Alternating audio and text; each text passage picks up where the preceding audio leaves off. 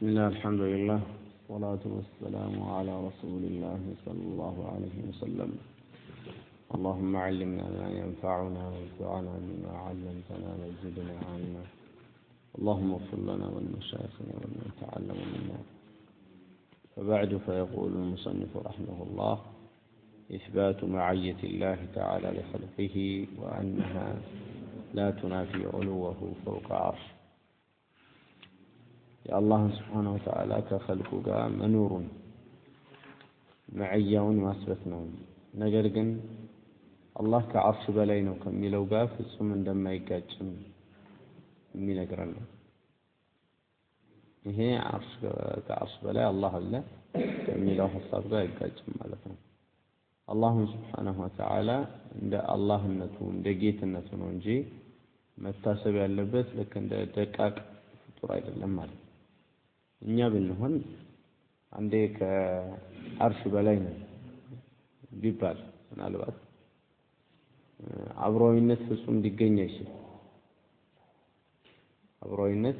ፍጹም ሊገኝ አይችልም። ወይም ደግሞ አብሮዊነትም ከተገኘ የሚገኘው አብሮዊነት ሁለንተናዊ አብሮዊነት አይሆንም። የአላህ ስብሓነሁ ወተዓላ አብሮዊነት ግን አላህ ከዓርሽ በላይ ነው ከማለታችን ጋር የአላህ አብሮዊነት በመስማቱ በማየቱ እንዲሁም ደግሞ በመቅረቡ ከኛ ጋር ነው እንላለን። ለምን አላህ Subhanahu Wa Ta'ala እሱ ከሁሉም በላይ ትልቅ የሆነ ጌታ ነውና የአላህ አብሮዊነት ልክ እንደ ሰው አይሆንም ማለት ነው። ይህ ተምታቶባቸው አንዳንዶቹ አላህን አብሮዊነት ለመግለጽ ሲሉ እያንዳንዱ ሰው ውስጥ አላህ አለ ብለው የተፈላሰፉ እስላማዊ የሚል ፍልስፍና ያጠቃቸዋል። ይሄ ኩፍር ነው። ዑለማዎቹ በአንዳንዶቹ ላይ ኩፍር ሐክመዋል። ኩፍር ነው ይሄ አባባል። አላህ እኔ ውስጥ አለ ብሎ የሚል ሰው ካለ ካፊር ነው። ይሄ አይደለም የተፈለገው። አላህ አብሮዊነቱ ሲባል አላህ ከሱ ጋር መሆኑን ማወቅ ነው እንጂ እሱ ውስጥ ነው ማለት አይደለም። የአላህ አብሮዊነት ሻይ ስናፈላ ውሃና ስኳር ወይም ደግሞ ይሄ ሻይ ቅጠል እሱን ጨምረን ልክ እንደሚዋሃደው አይነት አብሮዊነት አይደለም። ይሄ ውህደት ነው እንጂ አብሮዊነት አይደለም ማለት። አሁን እዚህ የሰበተው ምንድነው? አብሮዊነት። አብሮዊነት ደግሞ እክትላጥን ወይም ደግሞ ሙሉ ለሙሉ መደባለቅን ፍጹም አያስይዝም። ለዚህ ነው ምን እንላለን? ማዝልና ነሲር والقمر معنا ከመሄድ አልተወገድንም ጨረቃው ከኛ ጋር ሆኖ ይባላል። ጨረቃው ከኛ ጋር ሆኖ ሲባል ጨረቃው ያለው ሰማይ ላይ ነው ከመሆኑም ጋር ከኛ ጋር ሆኖ እያልን ያለው አላህም Subhanahu Wa Ta'ala ከዓርሽ በላይ ከመሆኑም ጋር እሱ ከጨረቃም ይሁን ከፍጥረታት በአጠቃላይ ታላቅ የሆነና ትልቅ የሆነ ጌታ። ስለዚህ በዚህ አይነት እና ከዚህ በተሻለ በሆነ መልኩ አላህ Subhanahu Wa Ta'ala ከኛ ጋር መሆኑን በዚህ አይነት ማረጋገጥ ይቻላል ማለት። ፍጡር ከፍጡር ጋር እንዲህ ያለን አብሮዊነት ማስኬድ ከተቻለ አላህ Subhanahu Wa Ta'ala ደግሞ ከዚህ የበለጠ አብሮዊነት አለው። ይሄ አሁን በገለጽኩት መልኩ ቢገነዘቡት ሁሉ ሰው በዚህ አይነት ቢገባውና ቢገነዘበው ያው ከተማረው ይገባዋል። ለምን አይገባውም? ነገር ግን አሁን ችግሩ ምንድነው? በየቦታው እንደዚህ ያሉ ማስረጃዎችን አጥፈውና ወዳልተፈለገበት አቅጣጫ ቆልመው ሰዎችን የሚያስረዱ ሰዎች አሉ ማለት። እነዚህ ሰዎች ናቸው ሰዎችን ወደ ኩፍር ወደ ቢድዓ እየመሩ ያሉት። አላህ ይጠብቀን። በጣም ከባድ ነገር ነው። አንድ ሰው በዚህ አይነት አወሳስቦ ነገሮችን መገንዘብ ከጀመረ በኋላ ላይ በትክክለኛው አቅጣጫ እንኳን ላስገንዝበህ ቢሉት አስቸጋሪ ነው የሚሆነው። ለዚህ ነው እንግዲህ ሁላችሁንም የአቂዳ ትምህርት ተማሩ የምትባሉት ማለት ነው። ባትማሩ አላህን አትጎዱ። ለራሳችሁ ስትሉ ነው የምትማሩት እንጂ አላህን አትጎዱ። ወይም ደግሞ ዲን እስላም ምንም የሚጎዳው ነገር የለም ማለት ነው። ግን ልባችሁ ላይ ያለውን እየራሳችሁ ጋር ያለውን ዲን ታጠፉታላችሁ ባለመማራችሁ። ለዚህ ነው የአቂዳ ትምህርት ተማሩ የሚባለው ማለት ነው። አንድ ሰው በአልሆነ አቅጣጫ የዚህን ነገሮችን መረዳት ከጀመረ እዛ ላይ ነው ነገሮችን እየካበ የሚሄደውና መጀመሪያ የተካበበት መሰረቱ ራሱ የጠመመ ነው። እንዴት ነው ታዲያ ወደ ላይ የሰቀለው ነገር የሚቀናለት? ስለዚህ ነው አስቸጋሪ የሚሆነው። نعوذ بالله. أفضل الإيمان كإيمان هلا بلاك أن تعلم ما وجهه أن الله معك أينما كنت. الله كان تجاو مهون ما وجهه يتنبتهن من الحديثنا المجمل يتنبتهن الله سبحانه وتعالى كان تجار مهون ما وجهه كإيمان هلا بلاك أنا حديث حسن أخرجه الطبراني أو تفوتات حسن نوبلو ابن تيمية فردوا لقال من حديث عبادة بن الصامت طبراني أو تفوتات. المهم كإيمانه لا بلاجه الله كان تجار مهون موقنه يتنبتهن بتشهم بتهن بترك አሁን ሰዎችን ወደ ማዕሲያና ወደ ጥፋት ጎዳና ከሚመሩ ነገሮች አንዱ ምንድነው? ቦታዎች ናቸው። ቦታዎች ሰዎችን ወደ ጥፋት ጎዳና ይመራሉ። ለምሳሌ የማዕሲያ ሰዎች የሚበዙባቸው የሆኑ ቦታዎች፣ እነዚህ ቦታዎች እዛ ቦታ ላይ ሲደርስ ብቻ አንድ ሰው ወደ ማዕሲያ የሚገፋፋበት ሁኔታ ይኖራል። ከኢማን ሁላ ታዲያ በላጩ ምንድነው? የትም ቦታ ሁን አላህ ካንተ ጋር እንደሆነ ማወቅ መቻል ነው። የትም ቦታ ብትሆን አላህ ካንተ ጋር መሆኑን ማወቅ መቻል ነው። ማዕሲያ ቦታዎች ወደ ማዕሲያ ይገፋፋሉ የምንለው እንዴት ነው? ቦታው ራሱ ገፍቶ ሳይሆን በቦታው ላይ ያለው የአካባቢው ነዋሪ የሚሰራው ስራ ወይም ደግሞ አካባቢው ላይ ያሉ ሰዎች የሚሰሩት አይነት ስራ ተጽዕኖ ያሳድራል። ያ ተጽዕኖ ደግሞ መልካም ከሆኑ በመልካም በሆነ ሁኔታ ተጽዕኖ ሲያሳድር፣ መጥፎ ከሆኑ በመጥፎ ሁኔታ ተጽዕኖ ያሳድራል። ታዲያ ከኢማን ሁላ በላጩ ምንድነው? የትም ቦታ ብትሆን አላህ ካንተ ጋር መሆኑን አውቀህ አላህን መታዘዝ መቻል። ይሄ መቼም ግልጽ ነው።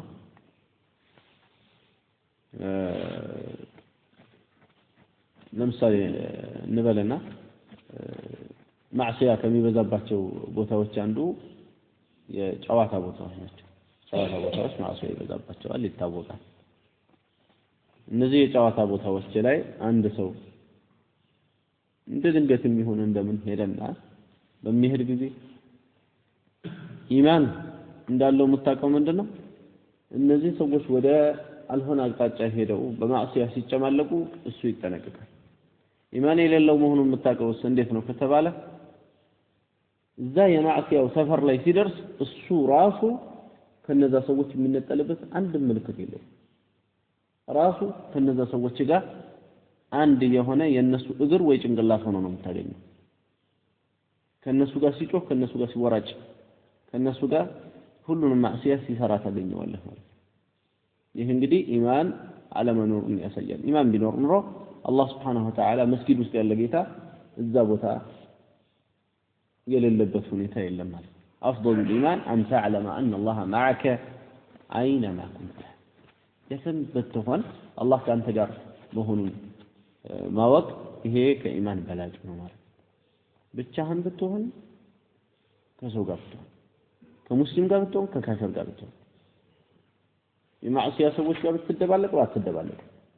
አላህ ካንተ ጋር መሆኑን ማወቅ ይሄ ከኢማን ሁላ በላጭ ነው። من حديث عبادة بن صامت إيه تورطال نو وقوله نبينا عليه الصلاة والسلام مالكاتهم من دده እንግዲህ የአላህን አብሮይነት በተመለከተ አላህ ከአንድ ሰው ጋር አብሮት እንዳለ በተናገሩት ዙሪያ ነው አሁን ሐዲሶችን እያመጡ ያሉት ሼህ ረሂመሁላህ። إذا قام أحدكم إلى الصلاة عندችሁ ወደ ሶላት በቆመ ጊዜ አሉ የአላህ መልእክተኛ عليه الصلاة والسلام فلا يبصق قبل وجهه ከበስተፊቱ ፊት ለፊት እንደዚህ قبل وجهه ከፊቱ ፊት ለፊት አይታ አመች እንኳን የሚተፋበት ሁኔታ ገደል ሊኖር ይችላል። ከፊት ለፊቱ መጥፋት የለበትም፣ ወደፊቱ መጥፋት የለበትም። መስጊድማ ከሆነ ጭራሽ ማይሆን ነገር ነው። ነገር ግን አመች እንኳን ሁኔታ ቢመቻችና ከፊት ለፊቱ የሆነ ዕቃ አለ፣ ከፊት ለፊቱ የሆነ ገደል አለ፣ እንዲህ ያለ አመች እንኳን ነገር ቢኖር ከፍ ብሎ ሶላት ውስጥ ወደፊት መጥፋት አይቻልም። ሶላት ውስጥ ወደፊት መጥፋት አይበቃም ነው ያሉት አላህ። ለምንድን ነው ይሄ የሆነው? فإن الله قبل وجهه الله ከፊቱ ነው ያለው ይላል ሐዲስ ላይ إن الله قبل وجهه الله ከበስተፊቱ ነው ያለው ولا عن يمينه በስተቀኝም በኩል እንዳይተፋ ولكن ነገር ግን عن يساره መጥፋት ያለበት ከበስተግራው በኩል ነው أو تحت قدمه ወይም ደግሞ ከእግሩ ስር ነው ወይ ከጫማው ስር ይጥፋና ከእግሩ ስር ማለት ነው ሶላቱን ይቀጥል ነው። ይሄ እንግዲህ አመች የሆነ ቦታ ላይ ሲሆን እንጂ መስጊድ ላይ አሁን እዚህ ላይ ከጫማ ስርም ይሁን በስተግራ በኩል የሚባል የለም። እዚህ በስተግራ ምንጣፍ ነው ያለው፣ ከጫማ ስርም ምንጣፍ ነው ያለው። ምንጣፉ ላይ መጥፋት ሌላ ቆሻሻን እዚህ ላይ ማጨማላለቅ ነው። ልጥረገህም ቢሉት አይጠረግ መስጊድ ላይ አስለን መስጊድ ላይ አይተፈም። ነብዩ ሰለላሁ ዐለይሂ ወሰለም البصاق في المسجد خطيئة وكفارتها دفنها مسجد ላይ መጥፋት ወንጀል ነው خطيئة ነው። ለዚህ ደግሞ ማበሻው መቅበሩ ነው ብለዋል። መቅበሩ ነው። ይሄ እንግዲህ ሐዲስ ነብያችን አለይሂ ሰላቱ ወሰለም በነበሩበት አይነት አፈር መስጊድ ላይ አሸዋ መስጊዶች እንደዛ ነው ሊሆን የሚችለው ማለት ነው። እሱም መጀመሪያ መጥፋቱ ጥፋት ነበር። ነገር ግን ከቀበረው ከፋራ ይሆናል እያሉ እዚህ ላይ ወዴት ነው የሚቀበረው? ይሄ የሚቀበር ነገር የለው መለወስ ነው የሚባለው። እዚህ ላይ አንዴ ከተፋ በኋላ አንድ ሰው ወዲያና ወዲህ ያደረገው ለወሰ ነው እንጂ ቀበር አይባልም። ስለዚህ በዚህ አይነት መስጊዶች ላይ ፍጹም የተከለከለ حرام መጥፋት አይበቃም። ታዲያ በዚህ አይነት መስጊዶችና በመሰል ባልተመቸ ቦታ ላይ ነብዩ ሰለላሁ ዐለይሂ ወሰለም ምንድነው ያሉት? ልብሱ ላይ ይጥፋ። እንደዚህ አድርጎ ከሆነ እዚህ ላይ ይጥፋ። ከዛ በኋላ እንዲህ አደረገ። ይሄን ብለው ነብዩ ሰለላሁ ዐለይሂ ወሰለም ለሷሐቦቹ እንደዚህ ተፋ አድርገው እንኳን እንደዚህ አሳይተዋቸው እንደዚህ ይሹ ወይ ካልተመቸ ተፍቶበት ቢቋጥረውም ልብሱን ችግር የለውም። አለያ ደግሞ ሶፍት ነገር ካለ ከአፉ ላይ ማንሳት ማሐረም ነገር ካለው የመሳሰለ እና ወደፊት ለፊት መጥፋት አመቺ የሆኑ ቦታዎች እንኳን ቢኖሩ ወደፊት ለፊት መጥፋቱ حرام ነው። ወደ ቀኝም አይተፋም። መለክ አለ መላእክት አለ ወደ ቀኝ አይተፋም። በስተግራ በኩል ይጥፋ መላእክት የለም ወይ? والله اعلم እዚህ ሐዲስ ላይ አልተጠቀሰም። ስለዚህም በስተግራ በኩል ይጥፋ ልክ ነብዩ አለይሂ ሰላቱ ወሰለም እንደተናገሩ አለያ ደግሞ ምንድነው ያሉት? በእግሩ አው تحت قدمه ከእግሩ ታች ይጥፋ ተረከዙ ስር ማለት ይሄም የሆነው አዋራ ወይም ደግሞ አፈር የሆኑ መስጊዶች ላይ ነው። ሌላው ላይ ያለውን ተናግረናል። إذا قام أحدكم إلى الصلاة عندك ወደ ሶላት ሲቆም فلا يبصق ወደ ሶላት ሲቆም ሲል እዚህ አሁን ወደ ሶላት ሲቆም ማለት ሶላት ውስጥ ከገባ በኋላ ማለት እንጂማ ሶላት ውስጥ ሳይገባ ከሆነ ሶላት ውስጥ ሳይገባ ከሆነ እሱ ምን እንደዚህ ያስገድደው ወጥቶ አይተፋም። ይሄ إذا قام أحدكم إلى الصلاة ሲል ሶላት ውስጥ ነው ያለው። ወደ ሶላት በቆመ ጊዜ ሲል ሶላት ውስጥ ከሆነ ማለት ሶላት ውስጥ እያለ فلا يبصق قبل وجهه فإن الله قبل وجهه الله ከበስተፊቱ ነው ያለው። አሁን እንግዲህ የአላህን አብሮዊነት ነው እዚህ ሐዲስ ላይ ለመግለጽ ይህን ሐዲስ ከማምጣታችን እኛ የፈለግንበት እዚህ ቦታ ላይ የአላህን አብሮዊነት ነው። አላህ Subhanahu Wa Ta'ala ከሚሰግደው ሰው አብሮት ነው ያለው ከበስተፊቱ ነው ያለው ማለትም ነብያችን አለይሂ ሰላቱ ወሰለም በዚህ ሐዲስ አስቀምጠዋል። ስለዚህ አላህ Subhanahu Wa Ta'ala قبل وجه المصلي ነው ያለው ብሎ ማመን ግዴታ ነው ማለት ነው። በስተቀኙ ለሚለው በስተቀኙ መላእክት እንዳለ ሐዲስ መጥቷል። فإن عن يمينه ملكا በስተቀኙ በኩል መላእክት አለ የሚላል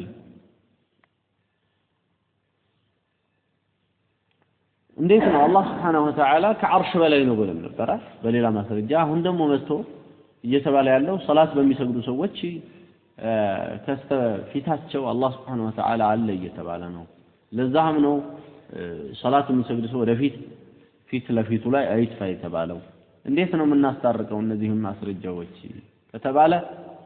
ስሙ አሁን አንድ ሰው ፀሐይ ይሞቃል ይሄ ፀሐይ ከበስተፊቴ ነው ያለው ይላል ፀሐዩ ያለው ምን ላይ ከመሆኑ ጋር ሰማይ ላይ ከመሆኑ ሰማይ ላይ ማለት ከሰማኡ ላይ ማለት ሳይሆን ከፍታ ላይ ማለት ከፍታ ላይ ከመሆኑ ጋር ከፍተኛ የሆነ ከፍታ ላይ ነው ያለው ፀሐይ ከመሆኑም ጋር ምን ይላል ፀሐዩ ፊት ለፊቴ ነው ያለው ይላል አላህ Subhanahu Wa Ta'ala ከፀሐይም ይሁን ከፀሐይ በላይ ካሉት መخلوقات በአጠቃላይ በላይ የሆነው አላህ ከሰጋጅ ፊት ለፊት ነው ያለው የሚባለው ልክ በዚህ ነው ከሰጋጅ ፊት ለፊት ነው ያለው ምን ከመሆኑ ጋር ማለት ነው ከዓርሽ በላይ ከፍ ማለት ነው ከማለቱ ጋር ከሰጋጅ ፊት ለፊት ነው ያለው ሰጋጅ እኮ የሚቋረጥ ነገር አይደለም ልብ በሉ አሁን ሰጋጅ የሚቋረጥ ነገር አይደለም ከያንዳንዱ ሰጋጅ ፊት ለፊት ነው ማለት ነው ብሎ አንድ ሰው ካለ አዎ ከያንዳንዱ ሰጋጅ ፊት ለፊት ነው ማለት አልገባኝም ካለ ያልገባው የቱ ጋር ነው ለይሰ ከሚስሊሂ ሸይ የሚለው ጋር አልገባው እሱን የመሰለ አንዳችም ነገር የለም ገባናል እሱን የመሰለ አንዳችም ነገር የለም አላህ Subhanahu Wa Ta'ala እሱን የመሰለ ማንንም የለም ይያል ልክ እንደ ፍጡራን ማመሳሰል ይሄ የተከለከለ ነው ፍጡር ቢሆን نعم ስንት ቦታ ሊካፈል ነው ልትል ትችላለህ እሱም ፍጡር የሆነው ትላልቅ ፍጥረታት ላይ ሁሉም ከኔ ፊት ለፊት ነው ብሎ እንደሚያስብ የታወቀ ነው ለምሳሌ ፀሐይ ሁላችንም ብንደረደርና ፀሐይ ብንሞቅ ሁላችንም ፀሐይቱ ከፊት ለፊታችን እንዳለች ነው የምንናገረው ከእንተና ፊት ለፊት ነች የሚባል የለም ሁሉም ፊት ለፊቱ ላይ ነው የምትሆንለት ማለት ሌላም ዓለም ያለውም ቢሆን ፊት ለፊቱ ነው የምትሆነው አልሙሂም ይሄ ፍጡር ላይ እንግዲህ ፍጡር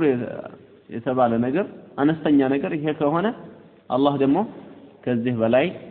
ከዓርሽ በላይ ከመሆኑ ጋር ከኛ ጋር ነው ያለው ከሰጋጅ ፊት ለፊት ነው አላህ ይሰማል የሚለውን እንውሰድ ለዚህ አሁን አላህ ከፊት ለፊት ነው ያለው ሙሰሊው ከየሰጋጁ ፊት ለፊት ነው ለሚለው ሌላ ምሳሌ ምን እናመጣለን የአላህን መስማት አላህ ዱዓን ሰሚ የሆነ ነው ዱዓን ባታደርግ የምትናገረውን እያንዳንዱን ሰሚ ነው ይሄ ሰሚ ነው ከተባለ ስንት ድምጽ ነው ከፍጥረታቱ የእንስሳቱና የሌላውን እንተውና የሰውን ብቻ ወስደን በአንዴ ስንት ድምጽ ወደ አላህ ይወጣ ይሄንን ሁሉ አላህ ይሰማል አንዱ ድምጽ ከአንዱ ድምጽ አላህ ነው ያገተው ማለት ገባናል አላህ ሰሚ ነው ስንል የዚህን ሁላ በአንዴ የሚንጫጫውን በአንዴ የሚናገረው የዓለማቱን ድምጽ በአጠቃላይ በአንዴ ይሰማል ልክ እንደዚሁ ከዓለማቱ ሰጋጆች ፊት ለፊት ነው የሚሆነው አላህ Subhanahu Wa Ta'ala ልክ ሐዲሱ ላይ በመጣው መሰረት ማለት ነው እናም ይሄ ምን ከሚለው ነው ቃዒዳችንን ሁሉ ጊዜ የምናነሳው ليس كمثله شيء وهو السميع البصير عندما እሱን የመሰለ የለም እሱ ሰሚና ተመልካች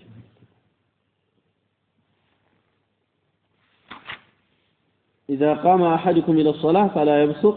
قبل وجهه فإن الله قبل وجهه ولا عن يمينه ولكن عن يساره أو تحت قدمه عند رواية في رواية البخاري ሁለቱ መላእክቶች በስተቀኝ በኩል ነው ያሉት ይላል الله أعلم ስለዚህም ግራው ምንድነው ማለት ነው ባዶ ነው ሁሉ ወለው ለዛ ነው በግራ በኩል የተባለ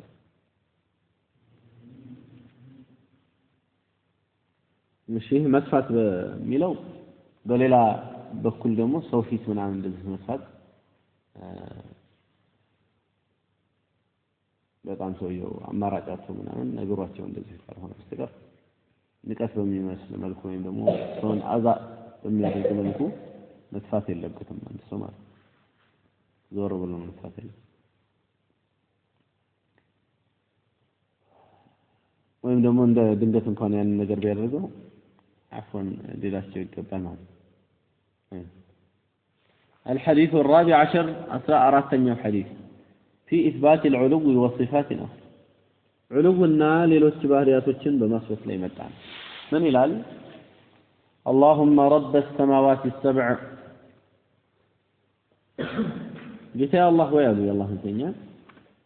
የሰባቱ ሰማያት ጌታ ورب العرش العظيم የትልቁም አርሽ ጌታ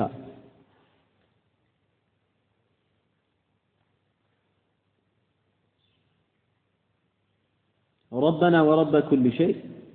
የኛና የሁሉም ነገር ጌታ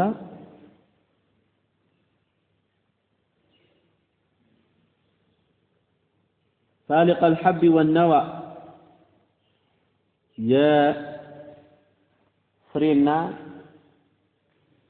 የፍሬና ቅንጣት ሰንጣቂ ሆንከው ፋሊቀ ማለት ሰንጣቂ አልሐብ የሚባለው ቅንጣት የምንላቸው እነዚህ የስንዴ ፍሬ ገብስ ፍሬ ዘር ማለት ነው ወይም ደግሞ ዘር የሚሆን ትናንሽ ነው ወነዋ ነዋ የሚባለው የተምር ፍሬ ነው የመሰለ ነው ፍሬ ይባላል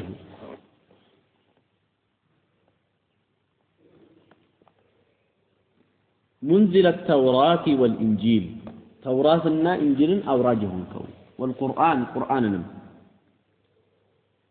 أعوذ بك بانت تبك الله من شر نفسي كنفسي شر ومن شر كل دابة كتنقطع عشي شره لا دابة مالت من كساك أتكالي دابة يبالال እንሰሳው ሙሉ ማለት ነው መሬት ላይ የሚሄደው ባጥቅ አንተ አኺዙን አንተ ያየሆንከው ቢናሲየቲሃ የሷን አናት ያየሆንካትን እያንዳንዷን ተንቀሳቃሽ እያንዳንዷን እንሰሳ ሸሯን አንተ ጠብቀኝ እያንዳንዷ እንሰሳ ሲባል የሰው ልጅም እዛው ውስጥ ነው የሚገባው የሰው ልጅ ዳባ ነው ተንቀሳቃሽ የሆነ ነገር ነው ተንቀሳቃሽ የሆነ እንስሳ ነው ማለት ነው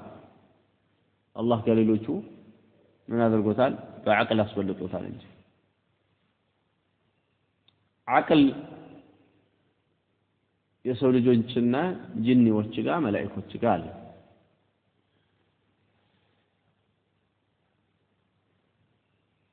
አቅል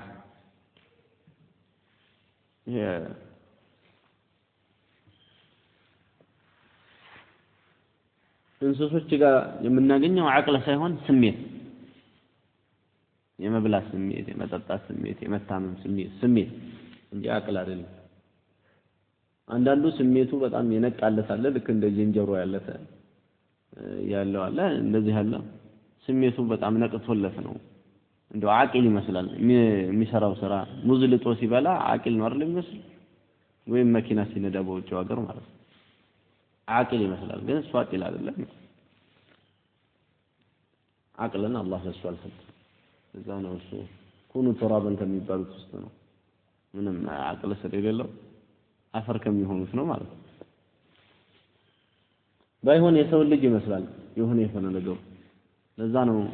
እነዛ ሙጅሪሞች ቀስ ብለው ወደዛ ያስጠጉት ማለት ነው የሰው ልጅ በዚህም የተነሳ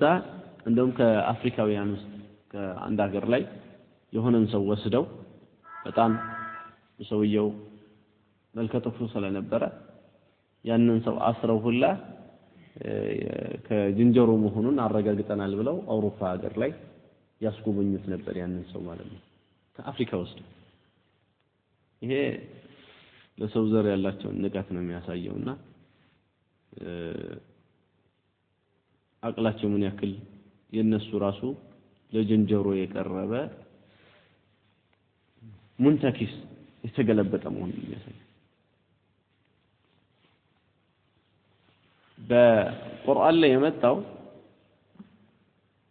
አላሁ ስብሓነሁ ወተዓላ የተለያዩ የሆኑ ሰዎችን ተቆጥቶባቸው ወደ ዝንጀሮ የቀየራቸው ሰዎች አሉ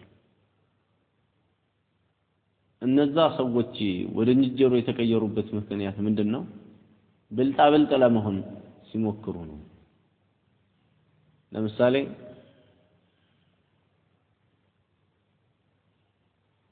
አላህ ሰብተን አታድኑ ብሎ ያላቸውን ይሁዶች የመሰለ ማለት ነው አታድኑ ሲላቸው እነሱ በዘዴ አላህን ማመጽ ያዙ ያም ምን ያደርጋሉ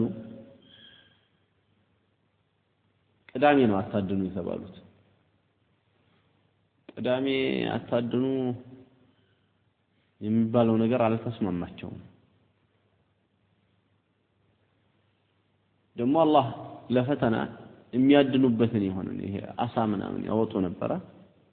የሚያወጡበትን የሆነን ቀን ሊፈተናቸው አሳው እንዳለ ግልብጥ ብሎ ወጥቶ ከባህሩ ላይ እንደዚህ ይንሳል ቅዳሜ ወለት ويوم لا يثبتون لا تأتيهم ሰብት ያልሆነ ለታ ደግሞ ቅዳሜ ያልሆነ ለታ አሳው እንዳለ ሰርጎ ውስጥ ይገባል አፈር ውስጥ ይደበቃል ታች በዚህ አይነት ተፈተኑ እንደዛ ሲሆን ያው መላ መበጀት አለበት ይሄ ነገር በዘዴ የአላህን ሸሪዓ መኻለፍ ያዙ ማለት ነው ያ ምንድነው እኛ ቅዳሜ አደን እንዳይባል መረቡን ጁምዓ እንወርውረው አሉ ከዛ በኋላ መቼ እንወስደዋለን እሁድ እንወስደዋለን ቅዳሜ አላደንም መረቡን ያደንም ባጭሩኛ አላደንም እዛ ያ መረብ እንግዲህ ወይም ደግሞ የሚይዘው የሆነው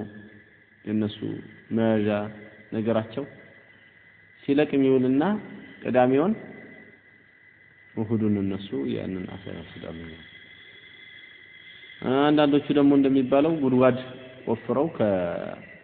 ከእንትኑ ላይ አታድኑ ከተባሉት ባህር ላይ አሳዎቹ ልክ መተው ወደዛኛው ጉድጓድ ይወድቃሉ እነሱ ቆፍረው ወደ አዘጋጁት ከዛ በኋላ ያኛው ጉድጓዱ ከፍ ያለ ስለሆነ አሳዎቹ እንደዚህ ተመልሰው ወደ ላይ ማምጣት ስለማይቻል እዛው ይቀሩላቸዋል በዛ አይነት ያስቀሯቸውን አሳዎች ውህድ ለተነስተው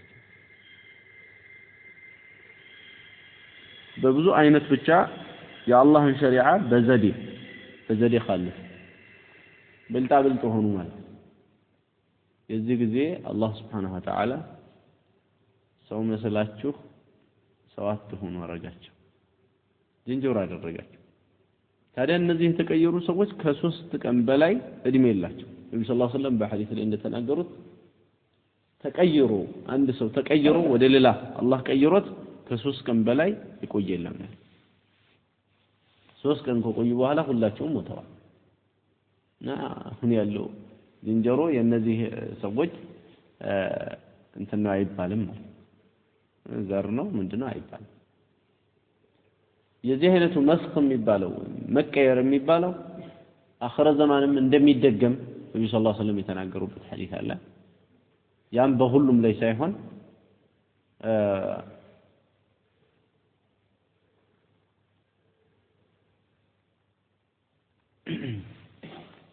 እየዘፈኑ እየጨፈሩ እነሱ ዘፋኛቸው እየዘፈነችላቸው ነብያችን አለይሂ ሰላቱ ወሰለም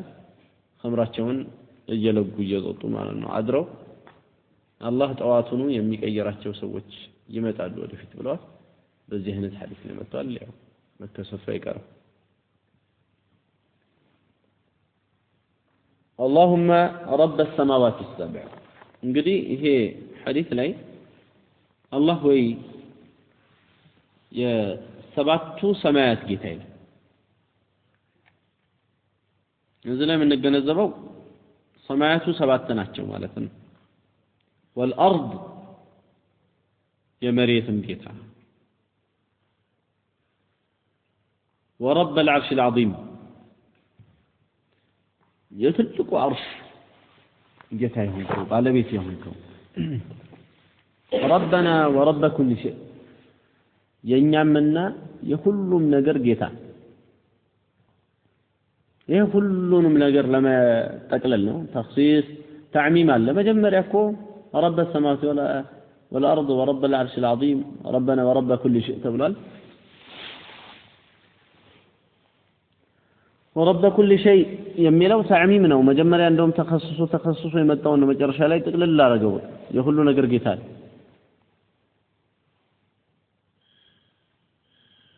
فالق الحب والنوى حبن እቺ የምትዘራዋን ዘሯን ማለት ነው እሷን ሰንጣቂ ይሆንከው ያችን እኮ ዘሯን ሰንጣቂ ማንም የለም እኮ ሰንጥቆ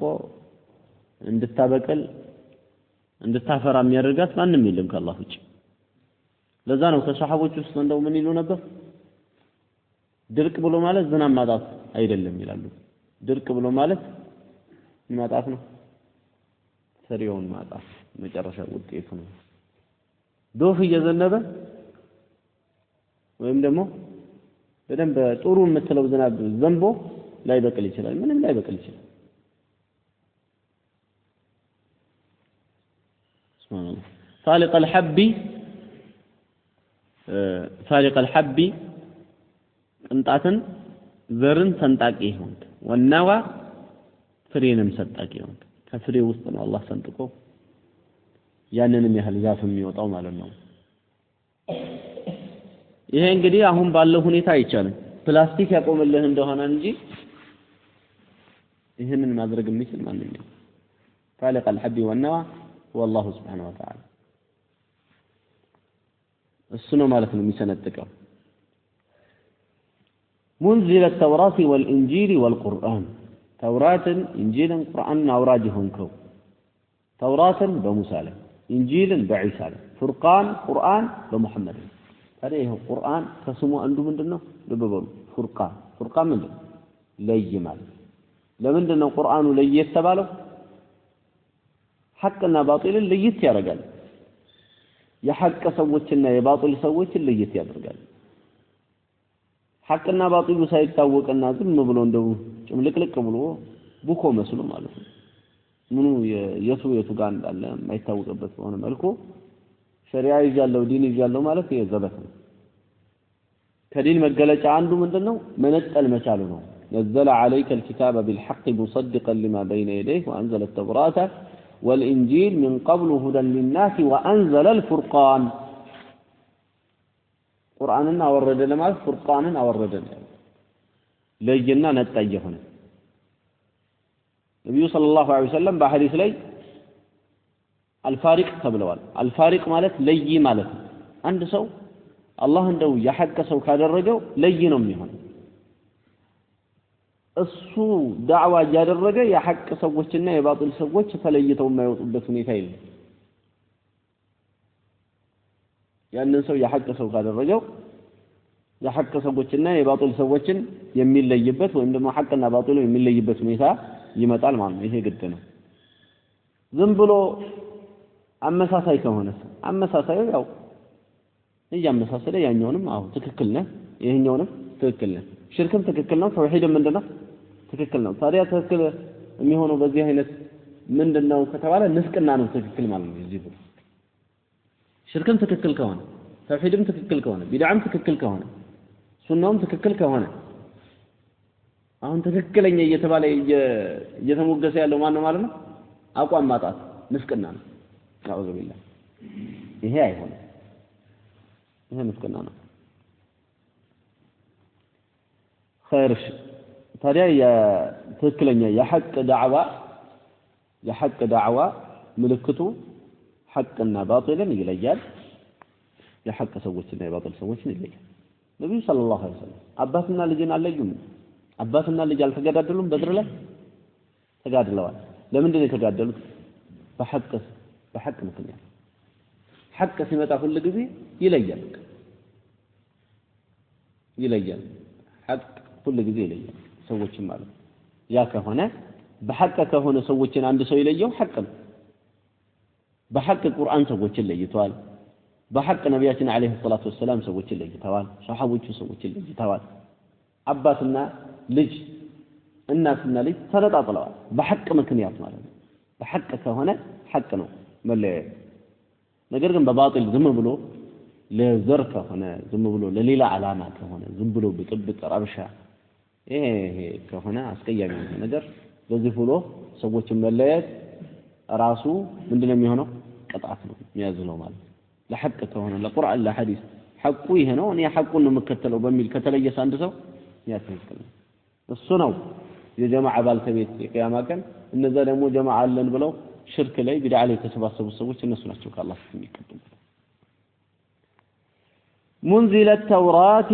توراة أوراج والإنجيل إنجيلنا أوراج إيه እንግዲህ በተርቲብ ነው የተቀመጠው ተውራት ለነብዩ الله موسى ነው የተሰጠው ኢንጂል ለነብዩ الله عيسى ቁርአን ለነብዩ መሐመድ አለይሂ ሰላቱ ወሰለም ቁርአን ሁሉም የሚቀራ ሁላ ቁርአን ይባላል ከዚህ በፊት የነበሩ ኪታቦችም ነገር ግን አልቁርአን ተብሎ ሲባል አሁን ለኛ የሚመጣው ምንድነው ልክ አንነብይ ሲባል የሚመጣው ነብዩ መሐመድ አለይሂ ሰላቱ ወሰለም እንደሆነ አሊፍና ላም ተጨምሮበት እም ደግሞ በተለምዶ ሳይጨምርበትም ቁርአን የሚለው አብዛኛው ለኛው ቁርአን ወይም ደግሞ ለዚህ ነብዩ መሐመድ አለይሂ ሰላቱ ወሰለም ለተሰጠው ቁርአን ነው አዑዙ ቢከ ሚን ሸሪ ነፍሲ ነብዩ ሰለላሁ ዐለይሂ ወሰለም እንግዲህ አላህን በዚህ አይነት ከለመኑ በኋላ ምንድነው የሚሉት በዚህ አይነት ልመናቸውን ከጀመሩ በኋላ የሰማያትና የምድር ጌታ የዓርሽ ጌታ የኛና የሁሉ ነገር ፈጣሪና ጌታ የሆንከው ያችን ዘርን ሰንጣቂ የሆንከው ፍሬን ሰንጣቂ የሆንከው ተውራትን እንጂልን ቁርአንን አውራጅ የሆንከው ብለው ጀምረው ምን ይላሉ አዑዙ ቢከ ሚን ሸሪ ነፍሲ ከነፍስ ሸር ባንተ ተጠበቃለሁ የነፍስ ሸር የሚባለው ከባድ ሸር ነው وما ابرئ نفسي ان النفس لاماره بالسوء ነፍሴን አላጠራትም ነፍስ በክፉ ነገር አዛኝ ነች ይላል ሱረቱ ዩሱፍ ላይ ነፍስ ሸር ነች አንድ ሰው ኸይርን ነገር ሊሰራ ሲል ምን ትለዋለች ታዘናጋዋለች ቆይ ችግር የለውም ትደርስበታለህ በዚህ መካከል ደግሞ ምን ይመጣል አጀል ይመጣል የነፍስ ሸርነት ከዚህ አንፃር ኸይር ነገር ሲነሳ ሰውየው ታዘናጋዋል አሁን ተኛ ነው አሁን ረፍ ነው አሁን ተዝናና ነው አሁን ስራ አሁን ተለወጥ አሁን ቅራ አሁን እንደዚህ በል ነፍስ አትለዋል ተቃራኒው ነው እንግዲህ ኸይር ነገር ሲያስብ ምን ይመጣል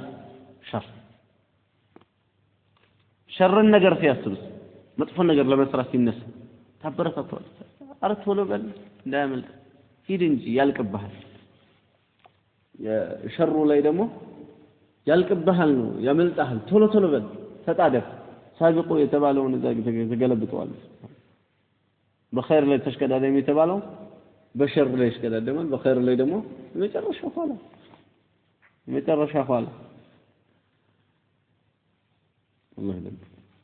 اعوذ بك بانت تطبقالو بالله من شر نفسي كنفسي شر يا نفس شر ليلاو ምንድነው ምቀኝነት የነፍስ ሸር ነው نعوذ بالله ኩራት የነፍስ ሸር ነው የሰውን መጥላት አቋም አድርጎ ማየት ሰውኮ ሰውን በዲን መልኩ ሊጠላ ይችላል ዲኑ መጥፎ ሲሆንበት ለአላህ ብሎ ሊጠላው ይችላል ግን አንዳንዱ መሰረቱ ቀልቡ ላይ ምንድነው ያለው ጥላቻ ነው ያለው ጥላቻ ለማንንም ይሁን ማን ይድንም ሰው ዲንም አይኑረው ሁሉንም መጥላት ነው አቋሙ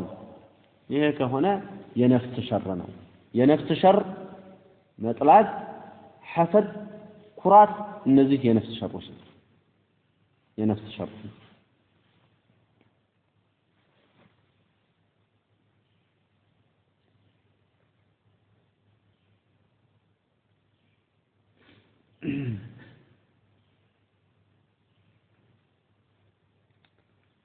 أعوذ بك من شر نفسي كنفس شر بأنت تطبق له ومن شر كل دابة كتنقساقاشي شر باتك علي كتنقساقاشي شر باتك علي أنت آخذ بناصيتها ያችን ተንቀሳቃሽ አንተ አናቷን የምትይዛት ይሁን የእያንዳንዱን ተንቀሳቃሽ አናት የሚይዘው አላህ አንተ አናታቸውን ያስካቸው ይሁን ባለቤት የሆንካቸው ፈጣሪያቸው የሆንካቸው ተቆጣጣሪያቸው የሆንካቸው የሆኑትን ተንቀሳቃሽዎች በአጠቃላይ ሸራቸውን ያ አላህ ጠብቀኝ እዚህ ውስጥ ምናልባት ሷሊህ የሆነ ሰው ሊሆን ይችላል ነገር ግን የሆነ ሰዓት ላይ ክፋት ሊሰራብን ይችላል አላህ እንዲጠብቀን ከሱም ሸር ቢሆን ተጠብቀናል እንኳን አይደለም ከነማ አስላቸው ራሱ ሸር ከሆኑት ይቀርና ማለት وما من دابة في الأرض إلا على الله رزقها إلى دابة የሚባለው በሆዱ የሚጎተተው ሳይቀር ሁሉ ተንቀሳቃሽ ይባላል አላህ የፈጠረው والله خلق كل دابة مما تنقسقاشين ሁላ አላህ ከውሃ ፈጠረው فمنهم من يمشي على بطنه ከነሱ ውስጥ በሆዱ የሚሄድ አለ ይላል እየተጓተተ ማለት አብዛኛው ጊዜ ዳባ የሚባለው በአራት እግር ቆሞ የሚሄደው ነው ነገር ግን ሁሉንም ይከታል ይሄ ዳባ የሚለው ገለጽ አንተ آخذ بناصيتها የተባለው ናሲያ ማለት የዚህ ራስ የመጀመሪያው ክፍል ነው አናት በአማርኛ ነው አናት ይያልከው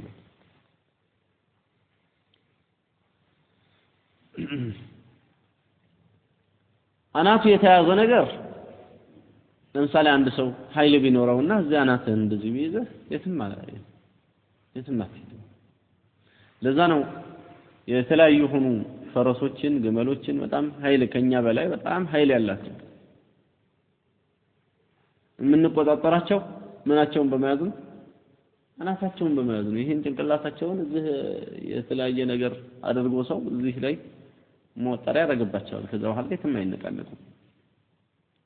የየአንዳንዱ አናት ደግሞ በማን ተይዟል በፈጣሪ በአላህ ተይዟል የትም አይሄድም እያንዳንዱ ማለት ነው ከአላህ የሚወጣ የለም ለዚህ ነው ቆሻሻ ሰው ቢያስቸግረን መጮሁ ወዴት ነው የሚሻለው ወደ አላህ ነው የሚሻለው ሙናፊቁ አስቸገረ ካፊሩ አስቸገረ ሳሂሩ አስቸገረ አይነ ያለበት ሰው አስቸገረ ወዴት ይጮህ ወደ አላህ ነው የሚጮህ እነዚህ ማለት ውሾች ናቸው ሳሂር አይን ያለባቸው ሰዎች ሊሆኑ ይችላሉ ምቀኝነት ያለባቸው ካፊሮቹ ሙናፊቆቹ ውሾች ናቸው ውሻ የጮኸ ሲመጣብህ ከሱ ጋር ከመጨቃጨቅ ይልቅ ባለቤቱን መጥራት ትልቅ መፍትሄ ነው ውሻ መጣብህ ከሱ ጋር ስትጨቃጨቅ ወጥተህ ራስህንም ታደክማለህ እሱም ላይ መለስልህ ይችላል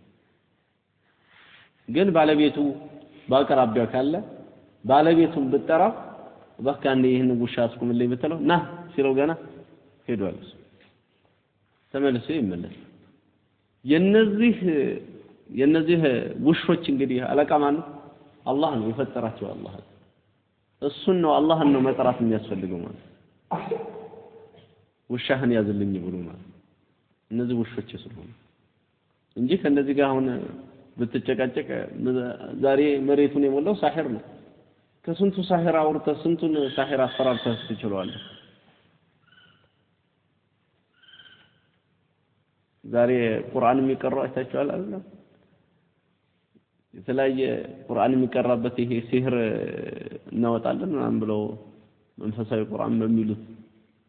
ቦታ ቢሄድ ሙሉ ወንበር የለም ሁሉ ተጠቅጥቋል እዛ ደግሞ ያልሄደው ከዛ አضعف ስንት ጥፉ ቤት ተኝቷል ሳሂሩ ይሄን ያክል የረቀቀበት የሞላበት ዘመላ አንተ ተጨቃጭቃለች ወደ አላህ መጮህ ነው አንተ آخذ بناصيتها እናታቸውን ራሳቸውን ያዝከው አንተ የውንክ እናንተ ያዝልን ومن شر كل دابة أنت آخذ بناصيتها الله أكبر أعوذ بك بأنت تتبقى له من شر نفسي كنفسي شر ومن شر كل دابة كتنقساقش كلام شر بأنت تتبقى له أنت آخذ بناصيتها أنت عناطا يا جيون كاتني كنا أنت أشمال أنت الأول أنت نيه مجمّر يا والله الله الدنيا فليس قبلك شيء كأنت بفيت من الله أنت نيه مجمّر يا كأنت بفيت من الله قدامي አይባልም አላህ የመጀመሪያ ነው የሚባለው ቀዳሚ ሌላውም ቀዳሚ ሊሆን ይችላል ቀዳሚ ማለት ከሆነ አካል ቀድሞ የተገኘ ለማለት ነው እንጂ ከሁሉ ቀዳሚነትን የሚያስይዘው የመጀመሪያ የሚለው ነው ስለዚህ የመጀመሪያ ነው የሚባለው አላህ አንተ الأول አንተ ነህ የመጀመሪያ فليس قبلك شيء አንተ በፊት ምንም የለም وأنت الظاهر أنت نهجمو كله يبلي آخر لا وأنت الآخر أنت نمجرشا فليس بعدك شيء كأنت بحالا من الله أنت الظاهر أنت نهي بلي فليس فوقك شيء كأنت بلي من الله هون هي እንደዚህ በቋንቋ ደረጃ ይሄ አሁን የኪታቡ የላይኛው ክፍል ዛሂሩ ይባላል ዛሂር الكتاب ይሄ የላይኛው ክፍል ነው لكن الذي هو الله سبحانه وتعالى ظاهر ነው ከሱ በላይ ምንም የለም وانت الباطن انت ደግሞ باطن ነህ ማለት ቅርብ ነህ فليس دونك شيء ካንተ የቀረበ ምንም የለም الله سبحانه وتعالى እሱን አላህን የሚጋርደው ምንም ነገር የለም አንዳችም ነገር በአላህ ላይ አትሰወር ለዛ ነው ነብዩ ሰለላሁ ዐለይሂ ወሰለም ይሄንን ዱዓ በዚህ አይነት እያደረጉ ምን ይሉ ነበር اقضي عني الدين دينن ከኔ ከፈልልኝ ደይን ማለት ከሰው የወሰድነው ገንዘብ ሊሆን ይችላል ወይም ደግሞ የሰው ሐቅኛ ላይ ያለ ደይን ይባላል ደይንን ከኔ ከፈልልኝ واغنيني ሀብትም ሰጠኝ من الفقر ከድህነት እያሉ ነብዩ አለይሂ ሰላቱ ወሰለም ዱዓ ያደርጉ ነበር واغنيني የሚለው አብቃቃኝ من الفقر የሚለው ከድህነት የሚባለው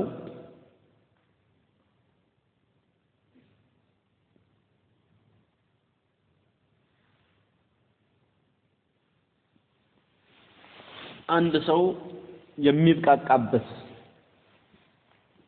የሆነ ነገር ያስፈልገዋል ከዚህ ከድህነት ማለት ነው ለዛ ነው ሁለተኛው ደግሞ ሀብት ምንድነው ትልቁ ሀብት غنى النفس የሀብት የቀልብ ሀብት ነው ማለት ነው የነፍስ ሀብታምነት ይባላል ይሄኛውን ነብዩ አለይሂ ሰላቱ ወሰለም ጠይቀዋል የነፍስ ሀብታምነትን እናም የነፍስ ሀብታምነት ዝም ብሎም በባዶም ስለማይመጣ የተወሰነ የሆነ ነገር ከሌላ አንድ ሰው ነፍሱ ሀብታም ነው ሶብር ማድረግ ይችላል ነገር ግን ቤተሰቡን የሚያበላ ነገር በሌለበት ሁኔታ የነፍስ ሀብታምነት አለው ብለን ብንል ሰውየውን አስቸጋሪ ለዛ ነው ነብያችን አለይሂ ሰላቱ ወሰለም አግኒኒ ሀብት ስጠኝ ማለት የምብቃቃበትን ነገር ስጠኝ من الفقر ከድህነት ይሉ ነበር ድህነት ቆሻሻ ነገር ነው አብሶ የባሰ በሚሄድበት ጊዜ ሰውየውን የተለያየ ነገር ያስለቅቀዋል በጣም ድህነት ያለበት ሰው ለሹብሃዎች እንኳን ተጋላጭ ይሆናል ለውዥንብሮች ተጋላጭ ይሆናል ድህነቱ ሲበዛበት እዛ አንድ ቆሻሻ ሰው መጥቶ እንዲህ እኮ ነው እንዲህ ነው ብሎ በዲል ላይ አጠራጣሪ የሆነ ነገር ቢነዛበት ነው እኔ እኮ ብዙ ጊዜ ዱዓ አደረኩና አላህ አልተቀበለኝም በሚል ቸኩሎ ማለት ነው መስመር ሊለቅ ይችላል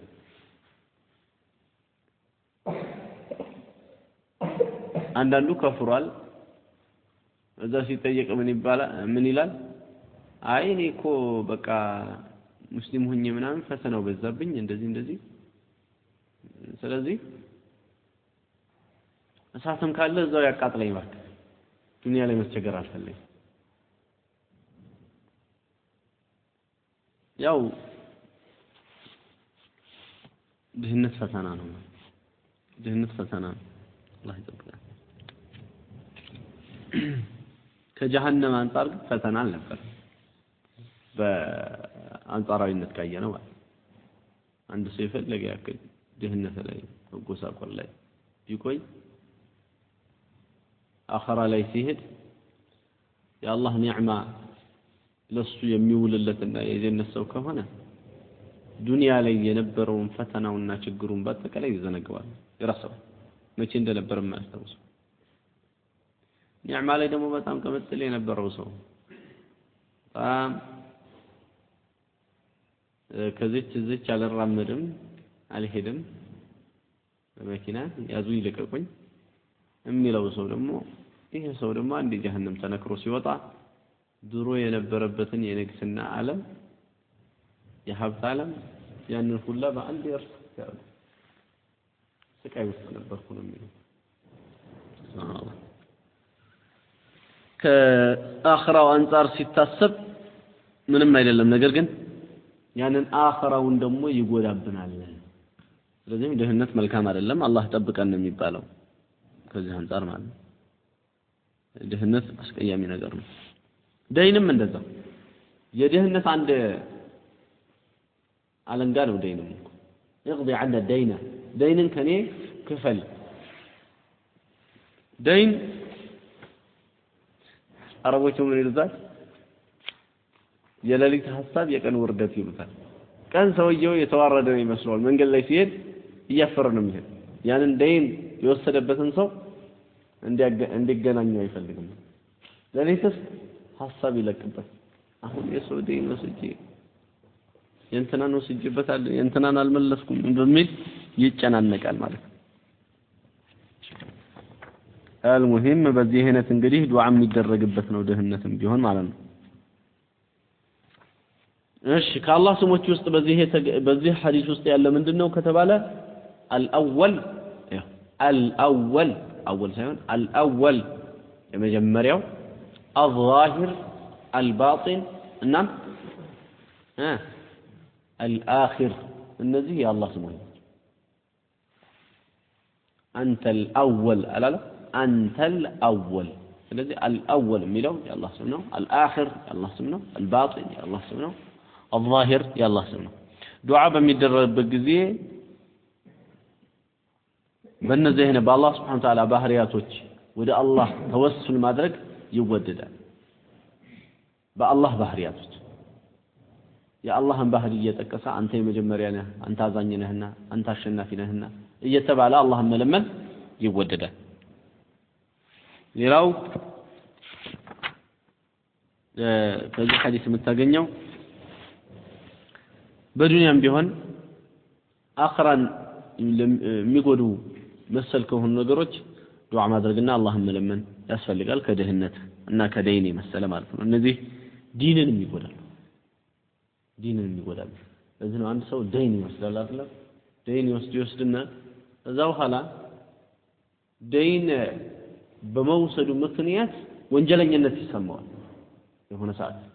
ወንጀለኝነት ሲሰማው ቀጥታ ምንድነው የሚያደርገው ሶላቱንም ያቆማል መስጊድም ያቆማል የመሳሰለ ይሄ በየቦታው ሙጀረብ የሆነ ነው እንደው በህይወቴ ደጋግም ያየሁት ነገር ይሄ ነው እንደዚህ ያለ ነገር ላይ የተለከፉ ሰዎች ሶላታቸው ላይ ዘለቄታ አይኖራቸውም ለምን አንተ የሰው ገንዘብ እየወሰደ ከሶላት ትሰግዳለህ ማለትን ማንም መጥቶ ሳይላቸው እነሱ ራሳቸው ይደቁሳቸዋል አእምሯቸው ላይ ልባቸው ላይ ይመላለሳል ስለዚህ ከዚህ ሁላ ብለው ሶላቱንም ይተውታል ዲኑንም ይተውታል ይሄ ፈተና ነው ለዚህ ነው ዱዓ የሚደረግበት የደይን ፈቅርም እንደዚሁ ሙሲባ ነው ያላህ ጠብቀን ያምጣል ለዚህ ነው ድህነት ያለበት ሰው ሀብታም ሁላ ቁም ነገር ላይ ያለ ይመስለዋል ሀብታም ሁላ ቁም ነገር ላይ ያለ ይመስለዋል እንጂ አሁን እሱ ቢኖረው ያ ሰው ከሱ በምንም እንዳልተሻለ ማረጋገጥ ይችል ነበር ነገር ግን እሱ ታች ባህር ጠለል በታች ስላለ ያኛው ደግሞ በሀብት ላይ ስላለ የሚያስበው እንዴት አድርጎ ነው እሱ ከኔ የተሻለ ነው እሱ በቃ ትልቅ ስልጣኔ ላይ ደርሷል እሱ ነገሮች ገብተውታል ምንም የገባው ነገር የለም ያበላለጣቸው ምንድነው ብር ብቻ ነው ብር ነው እኮ ያኛውን ያው ትልቅ አስመስሎታል ይሄኛው ደግሞ ያኛውን ሲያይ ለዚህ ነው አሁን ከኛ አይነቱ ማንን ይመርጣል ብር ያለውን ሰው ይመርጣል አንድ ገና ያልገባው ደሃ የሚመርጠው ማን ነው ከሚያስተምረው መስጊድ ውስጥ ከሚያስተምረው እንደዚህ ስለዲን ከሚናገረው ሰው ይበለጠ ሀብታም የሆነ ሰው ይሻላል ለምን እንደሱ ብዙ ነገር አገኘ ብሎ የሚያስበው ማን ነው ብር ያለውን ሰው ነዑዙ ቢላህ ይሄ ታዲያ በጣም አለመረዳት ነው ይሄ እንደዚህ ያለው ነገር አብዛኛው ሰው ይንጸባረቃል አብዛኛው ሰው ይንጸባረቃል ለዚህ ነው የሆነ ዱንያ ያለው ሰው አቅራቢያ ሲደርስ እሱ ራሱ ዱንያ ያለው ይምሰለው አይታወቅም ይቀየራል ወዲያው ማለት ነው ብልሽሽት ብሎ ነው መታገኘው ነዑዙ ቢላህ هذا وصلى الله وسلم وبارك على نبينا محمد وعلى اله وصحبه اجمعين